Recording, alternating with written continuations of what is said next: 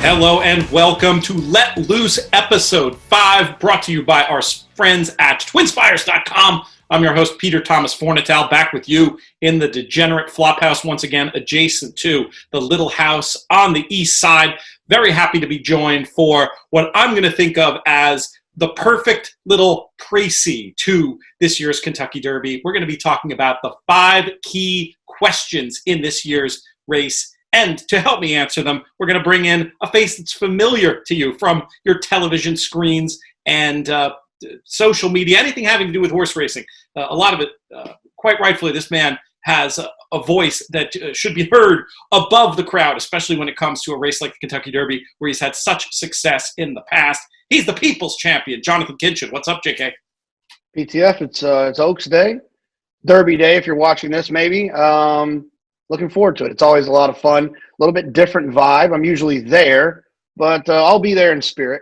You'll be there in spirit, looking to recapture some of your escapades of years past, including a life-changing score back in 2015. Can't wait to get your ideas on this year's card and see if we can back up that effort with another big one in the year 2020. Before we get down to brass tacks, I must mention this is the best week to open a new TwinSpires account, whether this is for you or your family or your friends. And the reason why is you can get a $200 free bet on this year's Kentucky Derby. Go to TwinSpires.com, use the promo code ITM200 to claim that risk-free bet. JK and I think we have pretty similar ideas about how we'd use this $200 win bet. You got to make sure to get yours and encourage others to do the same. TwinSpires.com or via the TwinSpires app. Now, JK, we're going to move on to our questions. The first question is, essentially, is this race as simple on the win end as Tis the Law and then there's everybody else? Let's just start there. And this is going to be a little two-part question. Yeah, I mean, I don't see how the horse loses. I encourage you to tell all your friends and family that might not be familiar with horse racing, you can get them hooked. This is a great opportunity. You tell them the 17 horse is going to win, and they get to watch the lead up on TV. And when he crosses the wire first, you might make a fan for life. He's just too good. He's been proven at 1.25 miles. The only other horses I can even make cases for are horses that I think prices will be a little bit shorter than they deserve to be. Honor AP, I think, is going to go off at a shorter price than his chances actually reflect. I think he'll be that other horse people think can beat Tis the Law. I just don't see how it happens. I don't care if he's 3 or 4 wide around both turns. He's your winner of the 2020 Kentucky Derby. Now, this is horse racing, and I know I appreciate the clarity with which you speak, and I understand from where it comes. And when you're betting, that's the mentality you need to have. But I've heard you use the phrase before, JK, if it wasn't horse racing, it would be a sure thing, or it's a sure thing except that it's horse racing. There's always some possibility that every horse can get beat. What is a scenario where Tis the Law can get beat on Saturday? That's our first official question.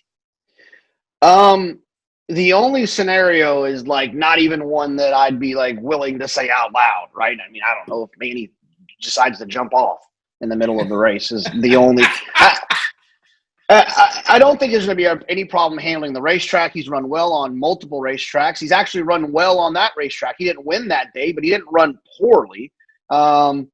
It's a racetrack that doesn't seem to be too tricky. It's not going to rain. I don't see a way that he gets beat, really. I mean, obviously things happen, you know, if he just happens to not be a happy horse on the day and wakes up in a bad mood like we all do from time to time. I can't think of a racing scenario in which he gets beat. He's not a horse that needs pace to close into. He's not a horse that needs the lead. He's not a horse that's going to get hooked in a speed duel. He's a horse that's going to sit a trip, just like so many Kentucky Derby winners do, sitting 3rd, 4th, 5th, or 6th. And when it's time, he'll run on. And like so many not like so many others, he's actually proven that the one thing that really can bite people in the Kentucky Derby is the distance. It's not going to be a problem for him. He won the 1.25 mile Travers. He did it easily. He did it fast. And he did it being eased up at the 16th hole. Let's move on to our second question, JK. Is it an advantage or a disadvantage for Tis the Law to have Honor AP and Authentic, these other main contenders, drawn on either side of it? Makes zero Zero impact. I mean, I love his draw. I mean, the only other post position that I wish he would have gotten instead of 17 was maybe 18. So, but Authentic's going to go. So he's going to end up being the far outside horse anyways. Manny will not have a horse to his right, and he'll be able to kind of decide what he wants to do. The horse is tactical enough to avoid any type of trouble. I think that post position is perfect for him, and I could care less who is lined up next to him. So I mean, at the end of the day, if you had to choose between advantage and disadvantage, it's an advantage just because he's outside, just to clarify. Oh, 100%. Yeah, I love the draw. I love the draw. Excellent. Yeah, and irrelevant the fact that the other contenders are right there with him. Let's move on to question number 3. This one's about the overall pace of this race. With Art Collector and King Guillermo out, clearly some of the speed has come out of here. We now have an opportunity where Authentic looks like the clear speed. Maybe New York Traffic will be ridden a little bit more aggressively. How do you see this pace playing out? Who do you think will be out there? Do you think it'll be fast or slow or average? I think it'll be closer to the fast side. I think when you have horses like Authentic that are trained by Bob Baffert, you have horses like New York Traffic from Safi Joseph, they're going to be aggressive. They're smart enough to know that they're not the best horse in the race. The best horse happens to be Tiz the Law. And if you're going to take advantage of the fact that you have some speed, you better go on with it. And I think that those horses will run away from there, and we'll kind of have that, let's try to wire this field and that mentality. So I think they'll run a little bit. I don't think it's going to be slow. I mean, I guess there's a world in which Authentic goes out there and no one goes with him and he crawls. But even if he goes out there, I feel like Johnny will be pretty aggressive with him. The instructions that he gets from Bob, I would imagine, would be to be pretty aggressive there and not, not just sit around and try to outkick Tiz the Law when they turn for home.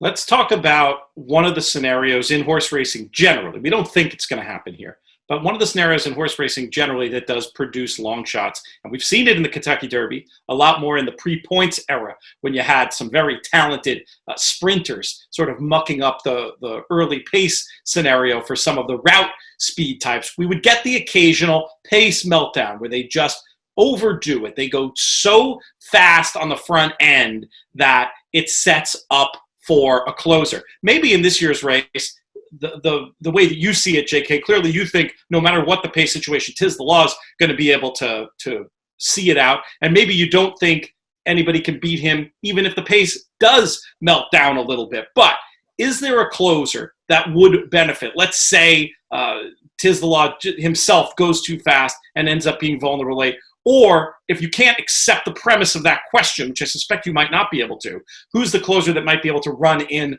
underneath and come with Tiz the Law in this year's Kentucky Derby? Yeah, I'm interested in 1,000 Words. I think he'll be ridden passively as a staying type. He's trained by Bob Baffert, who's won 5 derbies. I don't think 1,000 Words is good enough to win the race. I don't think he's fast enough to win the race.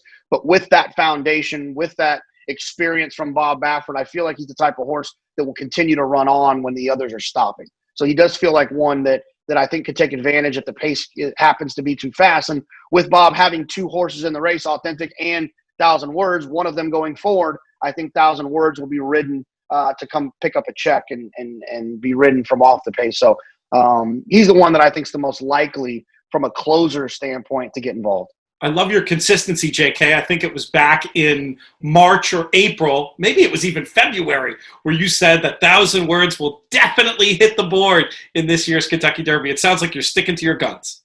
Sticking to it. Yeah, I really do. And he's actually progressed. I started to get a little nervous throughout the Triple Crown Trail. He didn't seem like he was training on to be a good horse. But then after he ran so well in the Shared Belief, beating Honor AP, he kind of woke back up and gave me a little bit more hope for that prediction.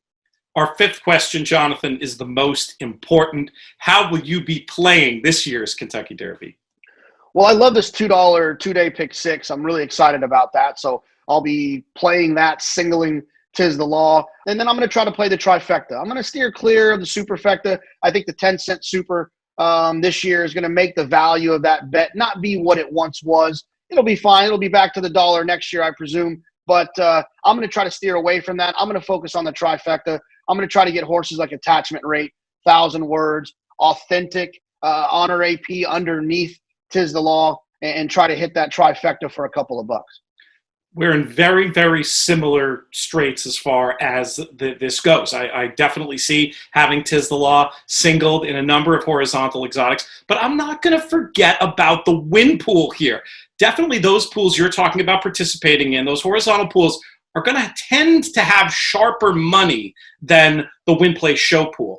I am not ruling out, and I'll play in them. I'll have them singled on the end, but I'm not ruling out. I'm going to save some money in case we see numbers, names, and narratives push so many of the long shots odds down that we end up getting a decent win mutual on Tiz the Law. If this horse is 4 to 5 somehow, I think I might be doing plenty in the win regard. As for trifectas, I think you named the right horses. My idea there would be to have it almost all Tiz the Law on top, and then key attachment rate for second, third, maybe second, third, and fourth in the super, with basically the other horses you named, and then maybe for third and fourth, throwing in the likes of Sole Volante and Max Player. But I think we see this Derby very, very similarly, and hopefully we'll be right. And talking about, I'll be queuing up the Bobby Fuller 4 on Saturday night. I fought the Law, and the Law won, just like we were able to do after the Belmont and the Travers. I love this horse, and I'm really hoping he does the business on Saturday. I want to talk to you a bit about the undercard and maybe even just the quickest of words, because you mentioned how excited you are about this 2-day pick 6, JK.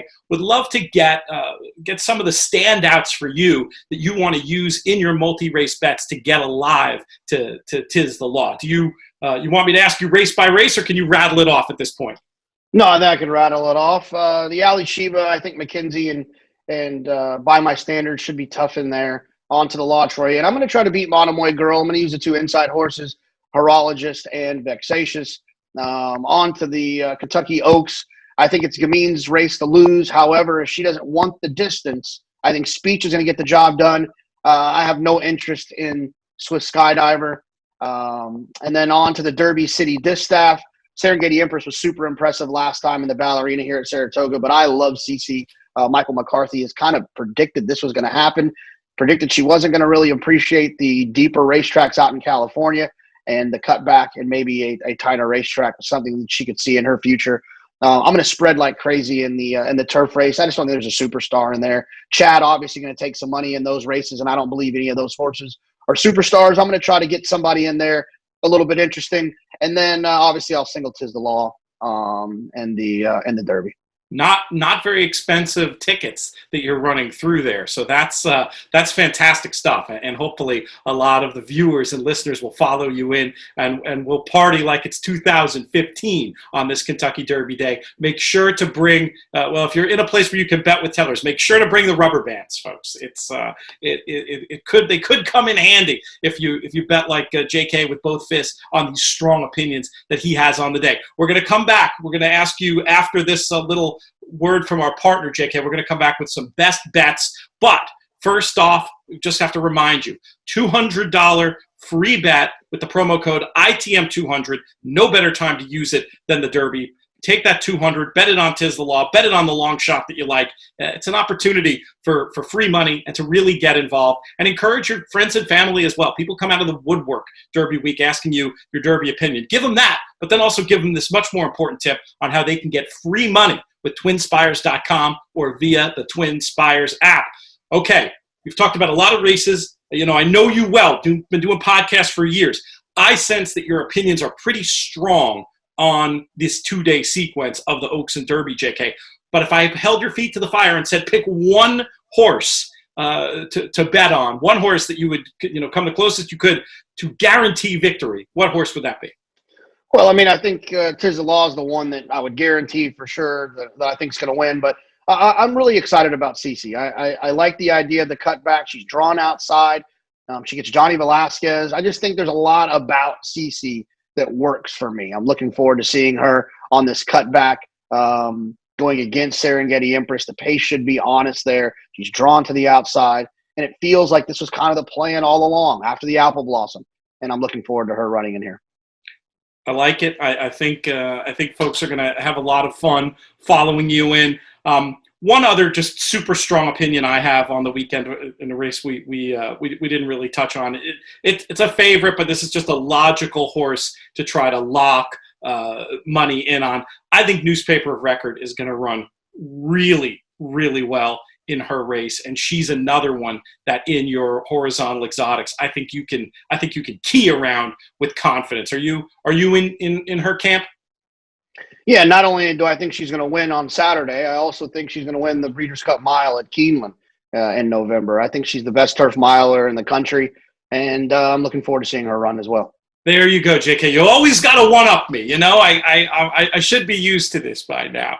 But thank you very much, my man, for taking time out of this insane week. Hopefully we've given out a few winners. And folks, feel free. Tell when people ask opinions, if you like this show, if you like any of the stuff we do over at InTheMoneyPodcast.com, share it with them. Tell them about it. We're here to answer questions, too. JK's on TV both days, but I've been preempted for national coverage in my usual UK TV duties. I'm out there to answer your Kentucky Derby questions. Hit me up on Twitter, @LoomsBoldly, or via InTheMoneyPodcast.com. Well, thank you, JK. We'll thank our friends at TwinSpires. Once again, most of all, I want to thank everybody for tuning into these broadcasts and making this new little partnership with TwinSpires so much fun. We'll be here all weekend watching the great racing action. Hopefully, we'll have a lot of winning tickets between the two of us and out there in the larger audience. And I'll just leave you with this. May you win all your Kentucky Derby photos.